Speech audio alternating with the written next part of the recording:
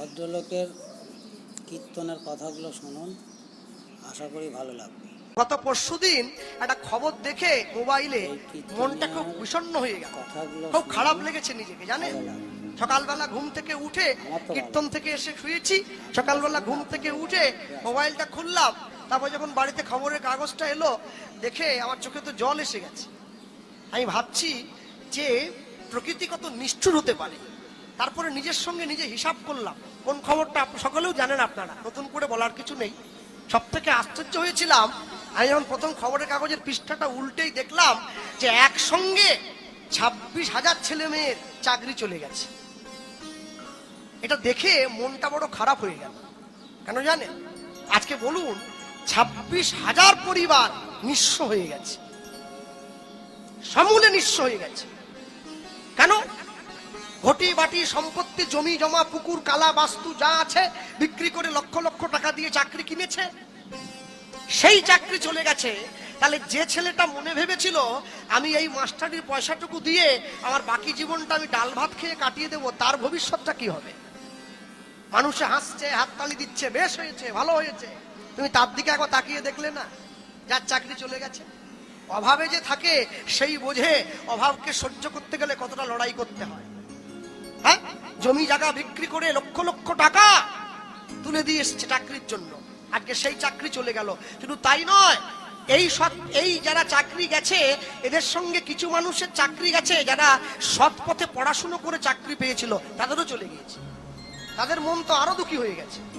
মনে রাখবেন, তখন আমি নিজের সঙ্গে মেলালাম, তাহলে এতদিন পর্যন্ত যে ছেলে মেয়ে রাস্তায় বসে আছে চাকরি পাওয়ার জন্য, যোগ্য ছেলে মেয়ে হিসাবে, যারা বারবার কোনো ছেলে আত্মহত্যা করেছে, মানুষ রাস্তায় মাথা ঠুকে মাথা কুড়ে কাঁদছে, ভগবান বোধহয় সকলার চোখের জল আর সহ্য করতে পারলো না।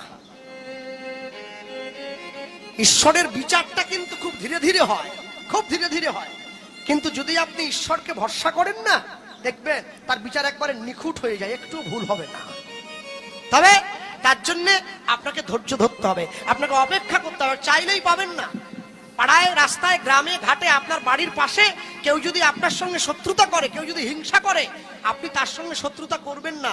আপনি বিচারটা জায়গা মতো জানিয়ে দেন, আপনি জায়গা মতো জানিয়ে দেন। আপনি দেখবেন একদিন, দুদিন, 3 দিন বিচার যখন শুরু হবে না, তার দুঃখ দেখে গাছের পাতা খসে পড়ে যাবে। হ্যাঁ, একটা ছেলে বিয়ে করে বাড়িতে নতুন বৌমা এনেছে, পরের দিন সকালে ঘুম থেকে উঠে মোবাইলে মেসেজ এলো তার চাকরিটা নেই। হ্যাঁ, একটা গরিব বাড়ির মেয়ে কত আশা করে একটা বাড়িতে এসেছে যে আমি একটা ছেলের হাত ধরছি, নতুন জীবনে প্রবেশ করছি, আমি জীবনটা সুখে কাটাবো। তার জীবনের কি হবে? প্রকৃত কথাটা কি জানেন? প্রকৃত কথাটা হলো, আমরা খুব সহজেই বড় লোক হতে চাই। বাঙালির সব থেকে বড় দোষ, বাঙালি না খেটে বড় লোক হতে চায়, অল্প পুঁজিতে কোটি টাকা রোজগার করতে চায়। কিন্তু বাঙালি বোঝে না, পরিশ্রম না করলে কোনোদিন বড় লোক হওয়া যায় না। তার জন্য পরিশ্রম করতে হয়, তার জন্য কষ্ট করতে হয়। কষ্ট না করলে কেষ্ট পাওয়া যাবে না। হ্যাঁ, যদি যারা কলকাতা যান, কলকাতাতে যদি কোনদিন যেয়ে থাকেন, মাঝে মাঝে যারা যান, গেলে দেখবেন গঙ্গার পাড়ে, দক্ষিণেশ্বরে, কালীঘাটে, তো বিহার থেকে ছেলেরা এসছে, বিহারিগুলো বসে বসে গঙ্গার পাড়ে বসে বিকেলবেলা করে তারা বই নিয়ে পড়াশুনো করছে, চাকরির পরীক্ষা দেবে বলে। চাকরির পরীক্ষা দেবে, বই নিয়ে বসে আছে গঙ্গার পাড়ে, রুটি আর ছাতুর শরবত খেয়ে বসে আছে। আর বাঙালিরা গঙ্গার পাড়ে গিয়ে বাঙালি বাড়ির ছেলে মেয়েরা মেয়েদেরকে নিয়ে গল্প করছে, বিকেলবেলা হাওয়া খাচ্ছে। তাহলে উন্নতি কারা করবে? ওরা না আমরা? আমার পড়ার বয়স আমি হাওয়া খেয়ে কাটালাম, আর ও নিজে মাথার ঘাম পায়ে ফেলে পড়াশুনো করছে, তাহলে উন্নতি তো ওর হবে, আমার তো হবে না। কেন? আম গাছ যে লাগাবে সে তো আম পাবে, যে উচ্ছে গাছ লাগাবে সে আম পায় নাকি? মনে রাখবেন, জগতে কোনোদিন লোক ঠকিয়ে, মানুষকে ঠকিয়ে, মানুষের সম্পত্তি হন্ত্রপ করে যে পয়সা অর্জন করা হয়, সে পয়সাকে কোনোদিন ভোগে দেয় না। যেটা সৎ পথে খেটে রোজগার করা হয়, সেই পয়সাটাই ভোগে দেয়।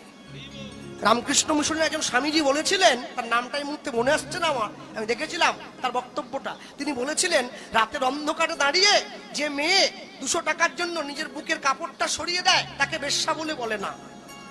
তাকে শুধু বেশ্যা বলে না, বেশ্যাকে অনেকগুলো টাকার বিনিময়ে যে 2 নম্বরী ফাইলে সই করে দেয়, সেও একটা বেশ্যা। পরের সম্পত্তি হন্ত্রপ করে কেড়ে নেয় যে, সেও একটা বেশ্যা। যে সমাজে কোনো ভালো কাজ হোক, সে যেটা চায় না সেও একটা বেশ্যা।